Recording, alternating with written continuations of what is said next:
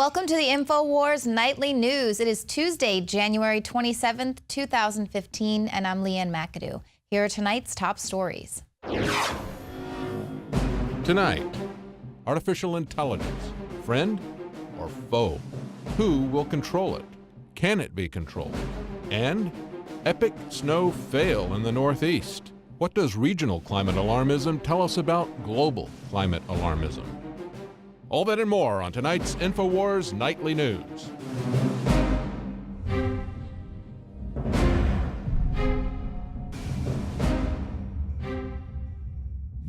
Well, this was breaking on Infowars.com today. The UK government has announced plans to remotely control vehicles. Now, this is the UK government's plan was released in a report. They're going to be using Wi-Fi technology on roads in order to reduce traffic and, of course, offset global warming. Now, this report was released by Ofcom.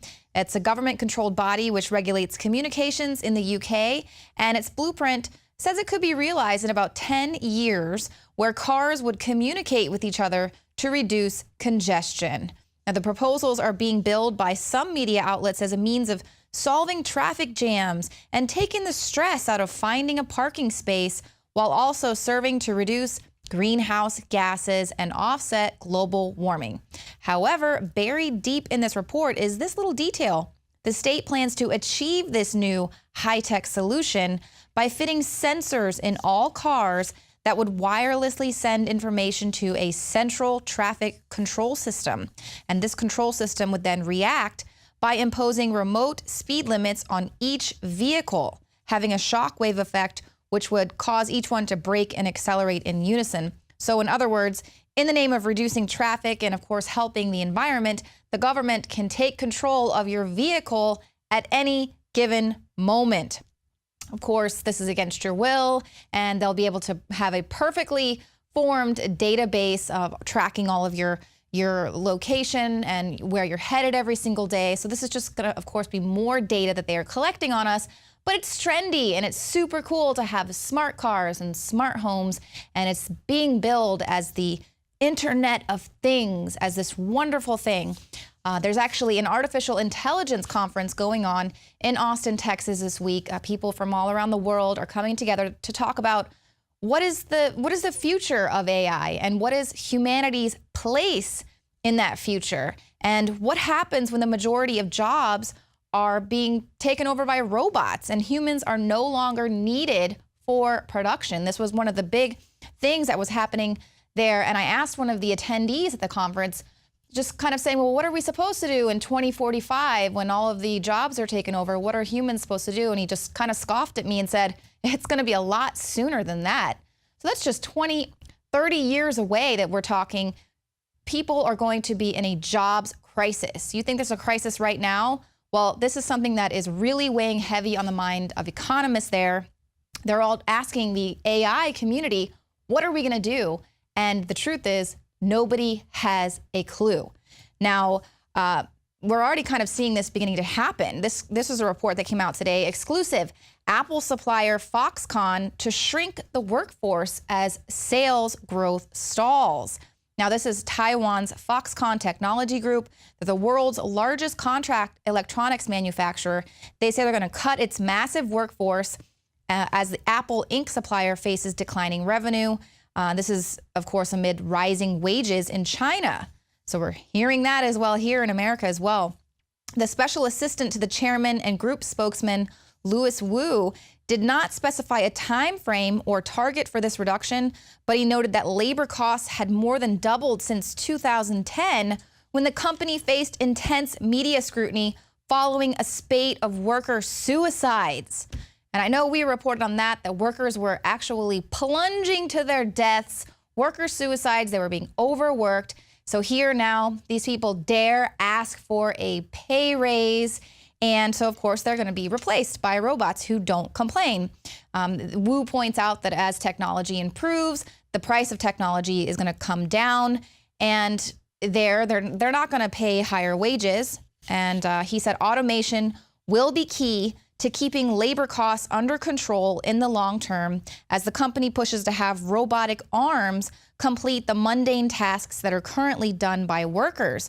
But Wu noted that company chairman previously stated a goal of 1 million robots was kind of a generic concept rather than a firm target. So here we have companies that are openly talking about replacing their workers with robots, workers who they so clearly cared about because they were plunging to their deaths. But again, like I said, at this artificial intelligence conference, that's what all the discussions were about that day. That's what the panels were about. What is happening to human employment? What are we to do? The economists there, that's their number one burning question because they've looked at all the models and it just doesn't work to have a lot of humans walking around with machines taking care of all the labor. That's, for whatever reason, that's not sustainable to them. You know, God forbid humans are allowed to just write poetry and have a day at the beach. So that does not work. Why not? I don't know. But that's the scary thing, is that nobody knows what is going to happen in anywhere to the next 30 years, probably much sooner than that. What's going to happen with all of these humans kind of wandering around in this transition period? And of course, robots are not going to have any problem replacing you or possibly annihilating you if that's what they're programmed to do. Now, a lot of the folks that I spoke with yesterday, they were very concerned with this pending short-term crisis, but a lot less concerned with this spontaneous malevolence, the rise of the robots. Based on their technological know-how, they said they really don't think that's a likely scenario. But what frightens them are the evil humans that would be using this technology to do their evil bidding. And that was what this talk was really about, is raising the question of ethics. And I'm going to play a snippet of this interview coming up later with Dr. Stuart Russell. He is the author of Artificial Intelligence, but he's also a signer of an open letter that was signed by a lot of really important people in the AI community, a lot of people like Elon Musk. This is an open letter at futureoflife.org. And basically what they are suggesting is the focus, they are calling for the focus to not just be on making AI more capable, but on maximizing the societal benefit of AI. They say, let's not create things that are going to wipe out humanity. Let's just be smart. And so basically they suggest research priorities to optimize AI's economic impact so that it avoids destroying jobs in a way that will increase income inequality. It wants to determine how AI should handle ethical questions like those surrounding autonomous vehicle collisions. What are the laws? What are the liabilities with autonomous vehicles? And then, of course, how they can ensure human control over something like an autonomous weapons system and all other sorts of issues that are going to rise, of course, out of this emerging field. And you can actually sign on to that letter as well. It is at futureoflife.org. Like I said, Elon Musk is one of the signers of that, and he also donated about $10 million to research these ways to keep robots from murdering all of us. So here we have, you know, he's trying to build SpaceX and wants to get the internet in space, and AI is coming. They're going to build this new field, but at least we do have some very important people calling attention to the fact that, yes, we do need to maybe just consider the possibility that robots could, you know, kill us all. They say might seem impossible, but nothing is impossible, especially to scientists. But the good news is it doesn't exist yet. It's not checkmate. We see all of these sci-fi movies and we think that it's over and there's nowhere to go. It's not invented yet. We actually have an opportunity to play a role in this and to let our voices be heard and to let, you know, the good people that are working very hard behind the scenes to bring this technology, make sure that they steer it in the right direction. Now, I like to use the example of thinking about 100 years ago when all of our grandparents had the opportunity to say no to the IRS and the Federal Reserve, but they didn't. Maybe it's because they were just so beaten down and broke with everything that was going on in the economy then. Everyone was poor, and of course that was by design. So they were sold this idea that the IRS and the Federal Reserve and, taxes and everything was going to help them and save them. And of course, that altered the course of history. And that's exactly where we are today. We are at the precipice of a decision that could completely alter the course of humanity. So we need to stay vigilant, and we need to stay aware and awake and conscious of what is happening. Now, it's not checkmate for the surveillance state either. The Electronic Frontier Foundation has released their master plan for helping to end global mass surveillance. They actually give you some solutions and kind of a game plan on how to get a hold of those who do have a nefarious agenda with using the surveillance state. Some of the things they talk about are pressuring technology companies to harden their systems against NSA surveillance. And we've seen the power in numbers. We've seen how public pressure has been able to force companies like Heineken to take the caramel coloring out of their beer, or big success again with the Food Babe, able to force Subway to take the yoga mat foam out of their bread. So there's huge power in numbers in public pressure. So that's one big thing that we need to do. There's a ton of companies that would be really upset if they lost billions of customers. But of course, they talk about creating a global movement that encourages user-side encryption, making secure communication tools easier to use. I personally have no idea how to keep myself secure online. I'm learning. But they also want to reform Executive Order 12333. No one really ever talks about that, but this is the primary authority that the NSA uses to engage in the surveillance of people outside of the United States. So the Electronic Frontier Foundation has already started working on that first phase of reform.